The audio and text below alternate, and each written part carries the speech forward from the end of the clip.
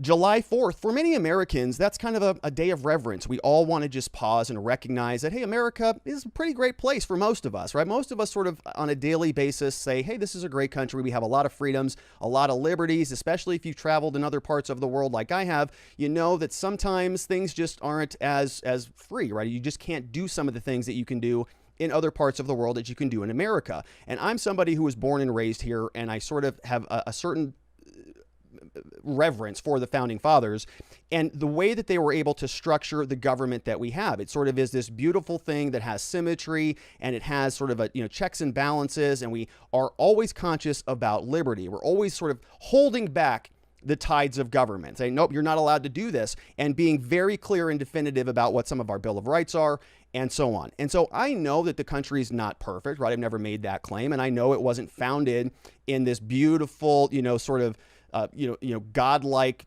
utopia, right? We all understand that. And I don't necessarily think that many people would even make that argument, right? I'm not sure that I've heard anybody out there say that America's perfect. It's always been perfect. It always will be perfect. And anybody who says otherwise is a lunatic and they hate America, right? It's never been that. It's always been about pausing on July 4th and just saying, okay, hey, this is a pretty good country despite some of its flaws. And I like to pause and sort of recognize that, but some other people just don't. I want to show you this from NPR. They said during their July 4th posting that 245 years ago, leaders representing the 13 British colonies signed a document to declare independence.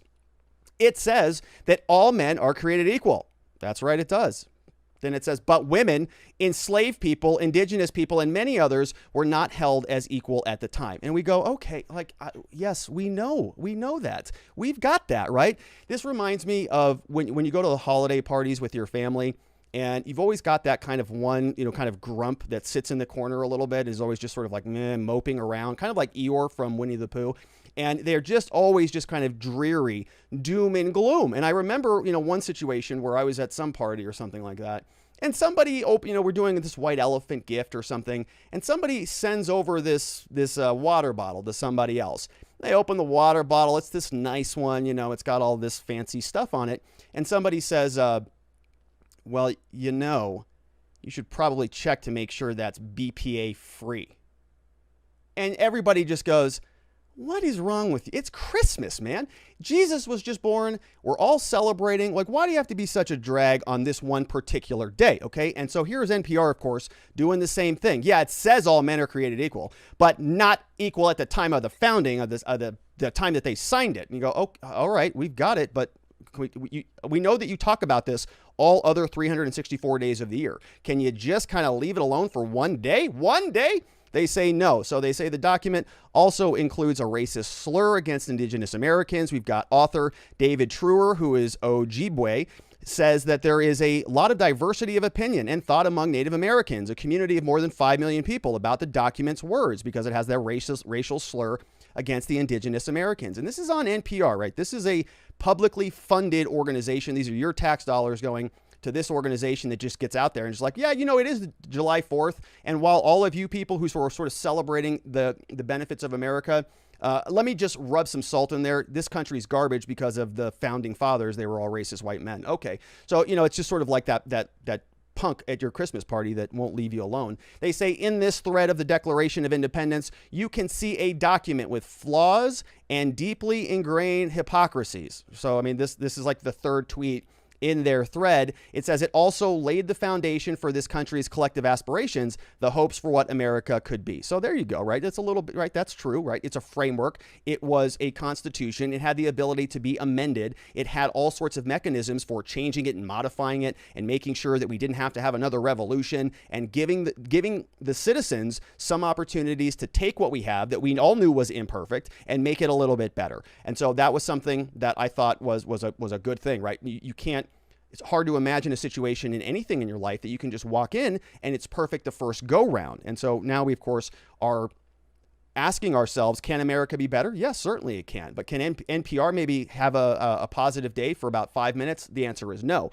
And this is part of the problem, because this is the belief that is permeating throughout society. And I'm going to show you a poll when we get there very soon that something like 39% of young people just they're not proud to be an American anymore. And we have to kind of ask ourselves why that is. And listen, I understand that there's a lot of people that don't like that concept, the idea that you have to identify with a nation state or these types of things. But the concept here is America is this embodiment of many ideals, I think, that many people can sort of look to the founding documents to lean on. We talk about freedom of speech, and we talk about the right to keep and bear arms, and the right to be free from quartering, and the right to be free from unlawful searches and seizures, and the list goes on. And so these are all sort of American concepts that we have codified into our provisions, into our Constitution. And you would expect that even one of the publicly funded radio shows would be supportive of that, but they're not. And this is trickling down. This is sort of spreading throughout the country. Here is Young Daddy over here on Twitter. He says, F Independence Day. Okay, not only were we not free, the whole reason the colonies wanted independence was because Britain was moving towards abolishing slavery. Why would black people celebrate a day so wrapped up in our enslavement, right? So, that's a perspective, I suppose. But it's just something that it's... Here's Cori Bush. Cori Bush is another elected representative. She says, when they say that the 4th of July is about American freedom, remember this, the freedom they're referring to is for white people. The land is stolen land and black people still aren't free. And you're just going, come on, it's July 4th. Can we just get along for one day? Cori Bush is of course, somebody who, this is her issue. This is what she talks about regularly. So I get that. But on July 4th, it's just like, all right, now we know that the poll says 36% of young people are proud to be American. So that's just over a third. It says from June 30th to July 2nd, they asked 1,424 adults. There was a margin of error of about 3 points. This marks the first in a weekly effort to gather some data. The poll generally shows strong pride in America, and it says that men, for example, are far more proud than women to be American. So 81% of men say they are extremely or very proud, compared to only 65% of women, and single women are far less proud of their nationality than married women. So married women, like America, 70%, unmarried women are at about 51%. And so, those are numbers, but the concerning one, of course, is here. This is ages 18 to 24. The poll finds that only 36% of this group say that they are very or extremely proud, making it the sole demographic group tracked among whom pride falls below 50%. The only demographic in the country that doesn't appreciate, I guess, being an American. The poll found an almost identical share of 18 to 24 crowd. 35% say they only slightly or not proud at all to be an American. And, I think that this sort of doesn't bode well, right? We talk a lot about culture here on the show, and we talk about the idea of having a social fabric. I have somebody who has talked a lot about Edmund Burke here on this channel, and about the concept of a social fabric, that a functioning society should have some cultures that sort of weave together and create this tapestry of order. And what we see right here is when every single sort of institution in this country is constantly being sort of unraveled a little bit, when families being demolished, when church is being demolished, when your ability to speak freely is being demolished, when some of your rights to protect yourself are being demolished, when certain people that you want to follow are being thrown off the internet, and the whole sort of system feels like it's kind of crumbling a little bit, literally and figuratively. We have buildings falling down in Miami, and we have a lot of people that just talk doom and gloom all day. So why wouldn't it be something where young people say that maybe it's not ideal to be an American? So this is something that I think is well worth talking about. Every year that we have July 4th, it feels like there's this constant narrative that just keeps kind of going a little bit further and further. And now we have NPR that's out there saying, yeah, I mean, it's not so great here after all. Changing gears a little bit, here's Joe Biden. So Joe Biden was out there over the weekend, and he's out, eating ice cream. The media was going hysterical about this. He had a waffle cone with 2 scoops of ice cream. Very exciting. And so he mashed his face into that. You can take a look in my thumbnail here on the channel and watch that. But I want to show you this little interaction here, because I mentioned this at the start of the program. Here's Joe Biden, and he is in a shop. Let me make sure that my audio looks good. That sounds good. So he's in this shop, and somebody is asking him about this Russian hack, or the allegedly Russian hack. So if you've been following the news, I know it's hard to keep track of all the hacks. You have the pipeline hack, and we had the SolarWinds hack previously that we've talked about here. Well, now there's a new one out there, and it is a big problem, right? This is becoming an issue, a repetition that needs to be addressed. And so Joe Biden is in this store, and somebody from the media or somebody from off camera asks him a question and says, hey, Joe, what about the Russian hack? Do you have anything you want to say about that? And so he goes on for about a minute and 30 seconds. We're going to watch this whole thing. And it's just, this is not good, my friends. And look, sometimes I feel really bad about kind of playing these clips because I don't want to be somebody who is beating up on an old 78-year-old man with dementia, right? That's not what the show's about. But the show is about watching the watchers, and it is about making sure that we have an idea of what our elected representatives are doing. Here is Joe Biden specifically being asked about international relations, about Russia, potentially hacking some of our most serious infrastructure just after Joe Biden got back from the G5 or from the G7 when he was over there talking to a lot of these foreign leaders. And he had the meeting with Putin that nobody heard about because there was no joint press conference after the fact. And he warned Putin. He said, listen, if there's any more funny business coming out of Russia, there's going to be a big problem for you there, buddy boy. And he gave him a list of, I think, 16 or 17 things that he said are off limits. So now the question, of course, becomes, did he just draw a line in the sand? And if Putin just crossed that, what are we talking about? Is the U.S. going to retaliate? Are there going to be some repercussions going back the other direction?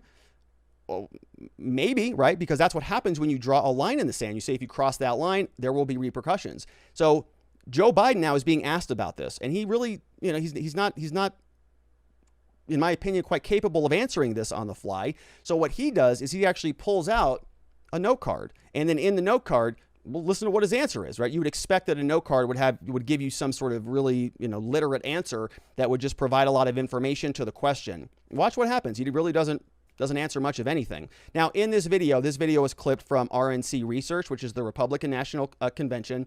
And I think this was actually taken from a live viewing. So this was something that was streamed over the internet. And you're going to notice that there is a actual sort of a freeze frame in the video. That's not on my end. That's not your stream. That's the recording. There's actually a freeze. I know some people out there might get concerned. They might say, well, is that just Joe Biden? I mean, he freezes all the time. Is that just him? No, it's the camera. It's not him technically. He still is kind of freezy, but the actual video does have some technical problems. So here is Joe. Remember what we're talking about, okay? This is a conversation about a hack from a foreign power that they have long said is one of our most concerning adversaries in the world. And Joe Biden is the president of the country. He's the commander in chief. If he says the wrong thing, that might indicate war, right? That might indicate that maybe the U.S. is going to do something. So you have to be very careful here. These are very volatile situations, which is why people have concern when you have somebody who doesn't really know what they're doing in charge of all of that. So let's take a look at what's happening here. Here is Joe Biden, and let's play. Let me know if I can answer your question. Sure. Right now, sir? Yeah. With the most recent hack by the Russians, would you say that this means We're that... not sure it's the Russians. Okay. With I got a brief as I was on the plane. That's why I was late getting off the plane. I got a brief, and so that's the video. all right. Would you like your Do we receipt? know who it might be, sir? I'll be in better shape to talk to you about it. Hang on a second. We need to have. Right. I'll tell you what they sent me. Okay.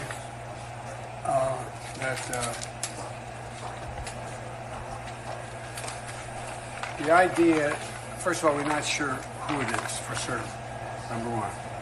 And what I did, I directed the full resources of the government to assist in a response if we determine what else you need. Oh, nothing. You're all set. Yeah, you're all set. And the fact is that I directed the intelligence community to give me a deep dive on what's happened, and I'll know better tomorrow. And if it is either with the knowledge of and/or a consequence of Russia, then I told Putin we will respond. And You didn't tell him already, sir? no, I haven't called because we're not certain. The initial thinking was it was not the Russian government, but we're not sure yet. So. All right, so there's Joe, right? I mean, it's like a 2-minute clip, and he didn't say anything. Do you have any response? I'm not prepared to talk about that. And he says, well, hold on one second, pulls out his card, and he says, well, if they, well, we don't know who it is, first of all, and if we did, then maybe there'll be some consequences, something. in 2 minutes, and you go, oh my goodness, right? This is our world leader. This is who is up against Putin. What if Putin is actually out there hacking all of our infrastructure? Was that a sort of a full-throated response? No, it didn't look like that. So it's been an interesting July 4th holiday. Let's sort of set all of that aside. Let's look at something that's pretty great. Let's take a look at this. This is a Declaration of Independence draft, and I think it's just a beautiful piece of history. Take a look. Let's sort of read what's going on here. It says, when in the course of human events it becomes necessary for it says one people here to dissolve the political bonds which have connected them with something together, and he just Jefferson just gets rid of this whole line, right? Some of the powers of earth, and he says a separate and equal. So he deletes this line, talking about statism, talking about, let's see, we hold these truths to be, and he says self-evident here, right? He deleted this portion, that all men are created equal.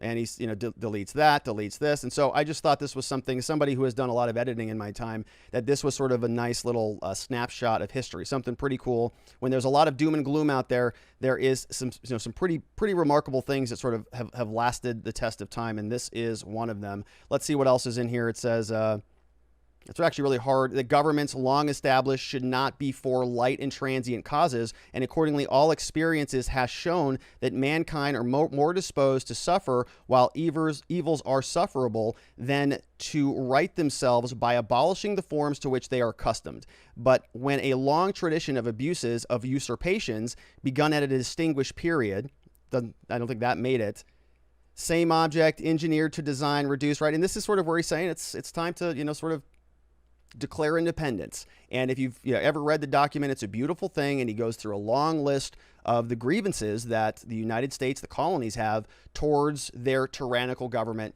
back in England. And this was something that was not a minor consequence, right? This was a big deal. I think we had somebody over at Locals post this, and this was something that I thought was also pretty amazing. It says, by signing the Declaration of Independence, the 56 Americans pledged their lives to their fortunes and their sacred honor. It was no idle pledge. 9 signers died of wounds during the Revolutionary War. 5 were captured and imprisoned. Wives and children were killed, jailed, mistreated, left penniless. 12 signers' houses were burned to the ground. 17 lost everything they owned. No signer defected their honor, like their nation remained intact. And I was thinking about that. And just, man, these guys have major cojones, right? You have to go back there and say, that would be like, landing in a new place and just saying, hey, I'm going to sign this document that says, hey, America, we're not your citizens anymore. And I'm going to sign that.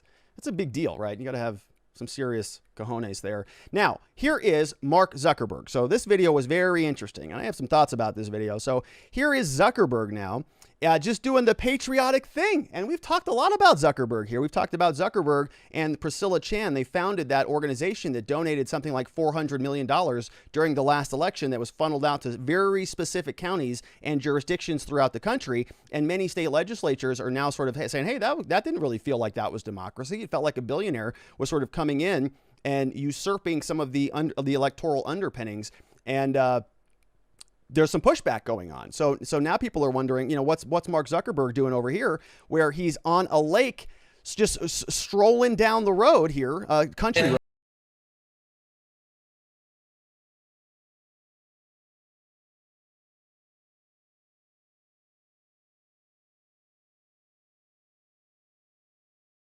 I'm not going to play the whole thing because the YouTube will ding us for the song. But Zuckerberg's out there now, just, Mr. America out there with this huge flag, just kind of strolling down the ocean. You're going, well, that's weird, because your platform was sort of censoring people. Your platform was giving us the alerts. Hey, did you go vote? And COVID and all these things on a regular basis. And so, you were sort of kind of anti-American in many ways. We're talking about freedom of speech, the freedom to express yourselves, the freedom to associate. And now it feels like Zuckerberg is Captain America out there. And so that's kind of weird. The actions don't match the other actions that we've seen historically from Zuckerberg. So an interesting video, wondering if it's part of this new makeover from Zuckerberg. We know that, Bill Gates has sort of, really used a lot of his wealth to create this facade about who he is. Zuckerberg went around and did his little, around the country tour. Many people were speculating he was going to run for president. We have Bezos now, who's retiring from Amazon and going up to space. So all the billionaires are sort of doing their little jockeying And Mark Zuckerberg is, of course, Captain America now. So interesting stuff. Interesting July 4th. I hope everybody had a tremendous July 4th. It is something I think that we should pause and be proud of and reflect upon the things that we do have, because many people throughout our world are just not as fortunate as we are. And so God bless America. God bless the United States. God bless you and your families and our troops on that matter as well. So let's take a look at, what are we doing here? Oh, so this is new, right?